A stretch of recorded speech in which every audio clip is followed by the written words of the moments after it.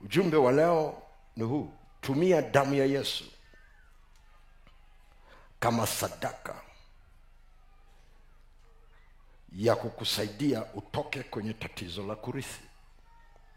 Ukisoma kile kitabu cha Wakorintho wa kwanza sura ya 5 ule mstari wa 7, anazungumza sasa, basi jisafisheni mkatoa ile chachu ya kale, mpate kuwa donge jipya kama vile mlivyo hamkutiwa chachu. Kwa maana Pasaka wetu amekwisha kutolewa kuwa sadaka, yani Kristo. Yako mambo mengi sana hapo, lakini nataka kufuatilia hili swala la kutoka kwenye tatizo la kurithi. Yako mambo kama 4 hivi, nikiweza kukueleza hii yatakufikisha mahali pazuri. Bwana Yesu asifiwe. Jambo la kwanza, Yesu alifanyika sadaka Pasaka wa Agano Jipya, kama vile mwana kondoo alivyofanyika sadaka Pasaka kwa Agano la Kale. Kile kitabu cha Kutoka sura ya 12 mstari ule wa kwanza mpaka wa 11. Kwa wale ambao bado wanaandika, Yesu alifanyika sadaka Pasaka wa Agano Jipya kama vile mwana kondoo alivyofanyika sadaka Pasaka wa Agano la Kale. Kutoka 12 mstari ule wa kwanza mpaka wa 11 unatueleza kitu ambacho Mungu alimwambia Musa juu ya mwana kondoo ambaye wanatakiwa wamchukue, alafu wakishamtoa kwenye zizi wamtenge kwa siku 14, ni wiki 2, kwa siku 14. Alafu itakapokuwa zimemalizika hizo siku 14, jioni yake wamchinje. Wakaelezwa namna ya kumla, wakaelezwa namna ya kuvaa watakapokuwa wanamla, wakaelezwa namna ya kutunza ile damu ambayo inatoka wanapomchinja, wakaelezwa namna ya kuitumia ile damu na wapi pa kuitumia ile damu. Bwana Yesu asifiwe. Na ndipo unasikia neno likitoka, mtamla hivi. Kwenye ule mstari wa 11 kule mwishoni anasema mtamla hivi kwa kuwa ni Pasaka wa Bwana. Kwa hiyo unaona mwana kondoo akipewa jina la kisadaka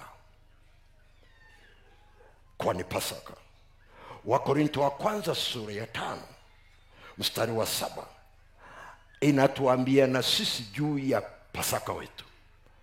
Inasema, kwa maana Pasaka wetu amekwisha kutolewa kuwa sadaka. Biblia inasema Pasaka wetu. Kwa nini? Kwa sababu kulikuwa na Pasaka wao. Kristo ni Pasaka wetu. Huyu Pasaka wao alifanyika Pasaka lini? Kwa sababu alikuwa mwana kondoo. Alifanyika Pasaka alipochinjwa. Kwa hiyo Yesu alifanyika kuwa Pasaka wetu akiwa msalabani, maana ndipo alipochinjwa kwa lugha ya kibiblia. Kwa nini linatumika neno kuchinjwa? Kwa sababu linatumika kisadaka. Bwana Yesu asifiwe. Bwana Yesu asifiwe. Okay.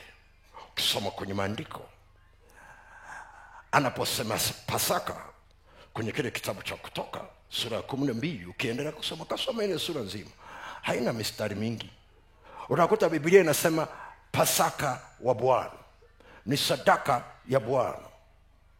Maana yake Mungu katayarisha sadaka. Alipoitayarisha sadaka akatupa sisi tuitumie kama sadaka. Amjasikia?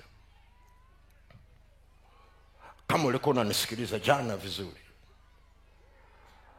kitabu kile cha Mwanzo 3:21, wakati Bwana akiwavika mavazi ya ngozi Adamu na mke wake,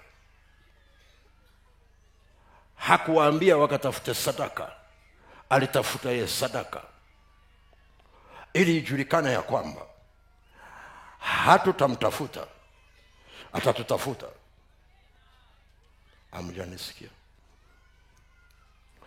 Biblia inazungumza wazi kabisa.